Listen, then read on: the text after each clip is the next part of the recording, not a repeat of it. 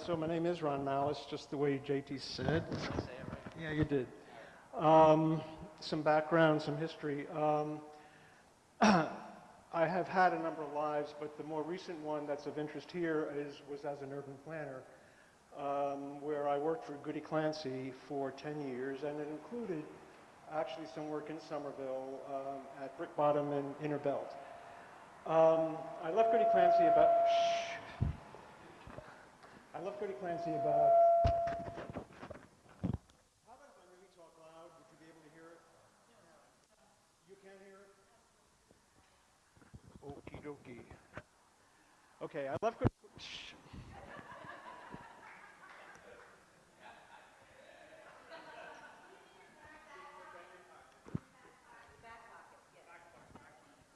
How about that? All right. You can tell I'm a super familiar with this stuff. All right.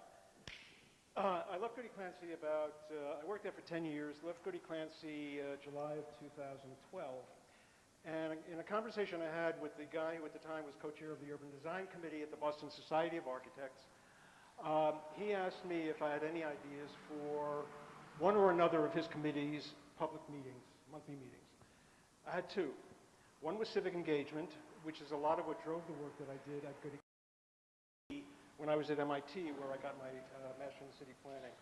The other was public art, and that was based on nothing more nor less than my sense, because I'm not an artist, I'm not a curator, that what passes for public art, for the most part, in the Boston region, never mind just in Boston, sucks. And I could not, for the life of me, figure out why. There are too many assets, financial, social, intellectual, you name it. Why is it so miserable?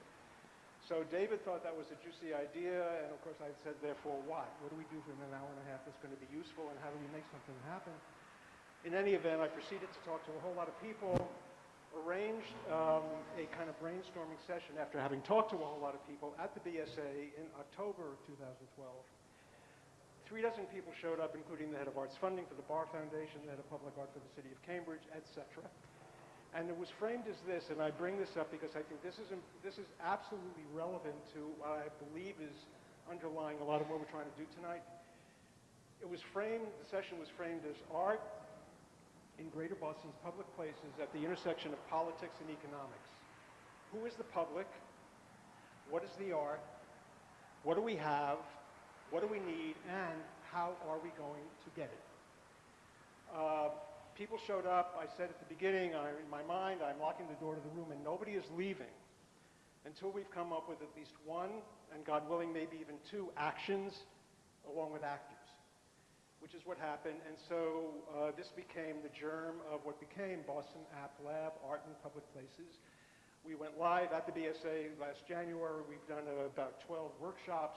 Sebastian participated in one of them, and he's been a real ally. The reason I'm mentioning all of this is that the question of public and space, who is the public? How many people in this room now work in this area? Great. How many people live in this area? This is a mix like Mommy used to make. This is exactly right. Because what I hope would happen, and maybe it already has happened, and believe me, I am late to the party here. The fact that I was invited to do this came as a piece of magic.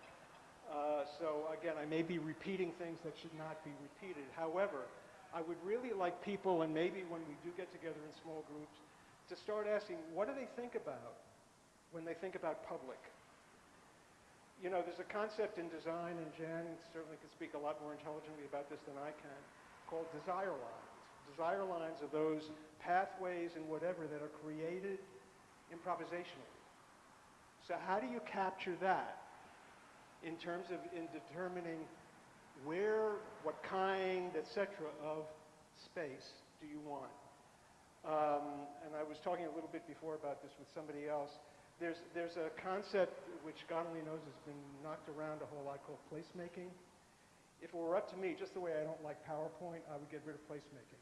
Because it's as if the place didn't exist until we, with our infinite wisdom, came there and anointed it a place. Excuse me, what was going on before we, with our infinite wisdom, got there? And how do you capture that as a way to inform what might go on, subsequently? So what I'm here to, I don't have projects to talk to you about. What I have are questions that I think they sure as hell underlie everything that I do and will continue to do with the lab. And by the way, I invite you to check out architects.org, which is the BSA website. And there's a thing actually going on Monday night that's being put on by Culture Now that I'll be moderating, having to do with, believe it or not, sense of place. And the first thing I'm going to do is try to get rid of that phrase. But the idea of questions of who is the public, what is the art, in this case, what is the space, and how do we make something happen? And I always try to wind up the sessions that I do with two questions. What have we just learned? And the more important one from that is, what are we going to do about it? And how do you convert what you've learned into action? And what are those actions, and who do you need to collaborate with in order to make those actions happen? And maybe some of what we do this evening will at least begin to get to that. Thank you.